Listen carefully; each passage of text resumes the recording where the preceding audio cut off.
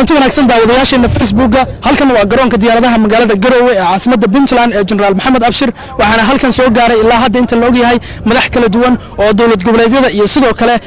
wafuud la socday madaxda maamul goboleedyadaasi ilaa hadda waxa yimid wafdi hogaaminaya madaxweynaha Jubbaland Axmed Maxamed Islaam Axmed Madoobe sidoo kale waxa halkan yimid oo hagiyada diyaaradaha ee magaalada Garowe madaxweynaha dawlad goboleedka Koonfur Galbeed mudane Cabdicasiis Maxamed Laftigaran wafdiga ayaa loo gudbiyay siyaabo kala duwan ee gudida diyaaradaha kadib markay ka soo degeen qaybta nasashada airportka Garowe iyagoo halkaas ku hadlay waxay si guud uga wada mahadnaqeen ama ay ka sinaayeen mahadnaq ay u jeedinayeen Puntland ee ku aadan soo dhaweynta wanaagsan ee halkan loogu sameeyay sidoo kale madaxweyne Saciid Cabdullaahi Deni ayaa u sheegay madaxdan inuu ku faraxsan yahay sida wanaagsan ay u aqbaleen dalabkii Puntland ee ahaa inay ka soo qayb galaan caleemasaarkiisa oo la filayo in la qabto berrito oo Sabtiga hadii uu alla idmo wararka la xiriira arrintan iyo doorashada iyo dabcan wixii kale ku soo kordha halkan oo ah barteena Facebooka ee SBC Somali TV ayaad kala socon doontaan hadii uu alla idmo ee la soco oo aysan ku dhaafin